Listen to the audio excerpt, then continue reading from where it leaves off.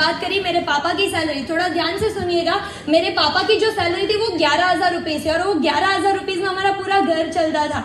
11,000 rupees में 5,000 जो होता था वो घर का रेंट जाता था। 6,000 में हम सूरत में रहते, घर नहीं चलता। इसलिए मेरी मम्मा पहले टीचर थी, उसके बाद में मेरी मम्मा सिलाई मशीन का काम करती थी। 6-7 हज़ार रुपीज़ होते थे, ऐसे करके घर चलता था। और मैं घर की जो सिचुएशन थी वो मैं देख पा रही थी कि घर किस तरीके से चल रहा है। हालांकि पहले ऐसे घर की सिचुएशन नहीं थी, बट कुछ ऐसी प्रॉब्लम की वजह से ऐसी सिचुएशन हो गई थी। बट मुझे पता था कि जो लोग सिचुएशन के हिसाब से अपनी सोच को बदलते हैं वो अपनी ज़िंदगी में कभी कामयाब नहीं बनते, बट जो लोग अपनी सोच से सिचुएशन को पलट के फेंक देते ना, वही इंसान अपनी ज़िंदगी में कामयाब बनते हैं। मैंने अपनी सोच को बदली। अगर कुछ नहीं करोगे अपनी ज़िंदगी में तो कुछ सॉल्यूशन नहीं होगा। मैंने सॉल्यूशन निकाला पापा के सामने। मुझे पता था पापा बहुत ज़्यादा मानने वालों से मैं से है नहीं, तो मैंने सोचा पापा जिद्दी है तो अब मैं उन्हीं की बेटी हूँ। मैंने पापा के सामने जिद करी, हालांकि पापा फिर भी नहीं माने। अब पता था एक ही ऑप्शन था कि रोना पड़ेगा। मैं 2 घंटा रोई। मुझे आज भी वो दिन याद है, वो रेंट के मकान का घर जिस कोने में बैठ के मैं रोई थी और 2 घंटे तक चुप नहीं हुई थी। मेरे पापा उसके बाद पापा बोले ठीक है बेटा तू इतना जिद कर ही रही है तो मैं तुझे इंटरेस्ट पे लाके पैसे देता हूँ। कहते ना जिनको करना होता है ना वो कैसे भी करके करता है। मेरे पापा ने मुझे इंटरेस्ट पे लाके जिस टाइम पे पैसे दे रहे थे, थोड़ा नर्वस फील हो रहा था कि मुझे इतना जिद नहीं करना चाहिए, बट एक बात पता थी, एक ही बार हाथ फैलाना है, दूसरी बार जब जाएगा ना तब देने के लिए जाएगा, लेने के लिए नहीं जाएगा। एंड मैंने जिद करी। यहाँ पे बैठे हुए हर एक इंसान का सपना होगा कि हमारे पास एक पर्सनल कार होनी चाहिए। क्या सपना है? सबका सपना होता है कि कॉलेज में जाके कार से एंट्री करे, राइट। कुछ दोस्त थे ऐसे जो मजाक उड़ाते थे जब मैं लोगों को बोला करती थी कि मैं आने वाले समय में कार खरीदने वाली हूँ।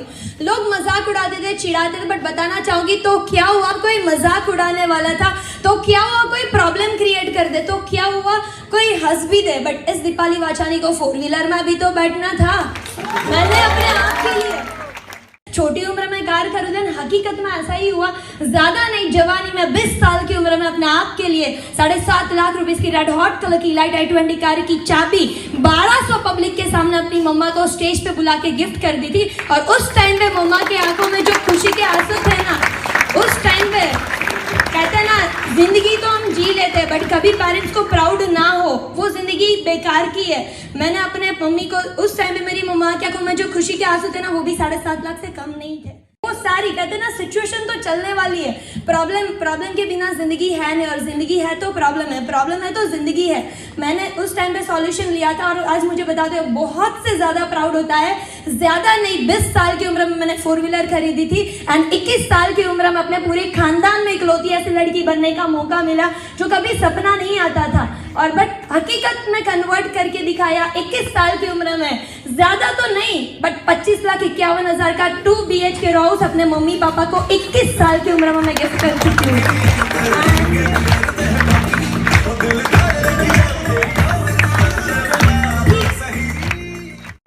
इतना कुछ करके दिखाया, वही पापा को आज अफसोस होता है कि मैं क्यों मना कर रहा था, राइट। बस मैं यही बताना चाहूँगा जितने भी पेरेंट्स बैठे, अगर आप सभी लोगों का सपोर्ट एंड साथ रहा तो हम बहुत आगे जाएंगे। एंड एक बात बताना चाहूँगी, जब भी किसी परिवार में कोई लड़की का जन्म होता है लोग क्या बोलते हैं, कोई बताना चाहेगा? किसी भी परिवार में लड़की का जन्म होता है तो लोग क्या बोलते हैं? लक्ष्मी आएगी, ये अच्छा बोल देते हैं, बाकी क्या बोलते हैं? हाँ मतलब ऐसा बोला जाता है ना कि टेंशन के रूप में आई है, आने वाले समय में भविष्य में शादी होगी, चली जाएगी, क्या काम का, ऐसा बोला जाता है। बट मैं बताना चाहूंगी daughter is not tension but daughter is equal to 10 sons, 10 लड़कों के बराबर एक लड़की। मैंने जो भी अपनी जिंदगी में करके दिखाया, कि आपको ऐसा लगता है मैं अपने मम्मी पापा के लिए टेंशन हूँ? यस और नो? टेंशन नहीं होती। कितने सन होते? 10 सन के बराबर होती। ये कान खोल के सुन लो, राइट। एंड हम बेटियां सिर्फ और सिर्फ रोटियां पकाने के लिए नहीं होती, बेटियां सिर्फ और सिर्फ शादी करवा के ससुराल भेज देने के लिए भी नहीं होती, बेटियां सिर्फ और सिर्फ अपने माँ बाप का बोझ भी नहीं होती। बट यहाँ पर बैठी हर एक लड़की ठान लेना तो आने वाले समय में अपने माँ बाप के बुढ़ापे की लाठियां भी जरूर बन सकती है।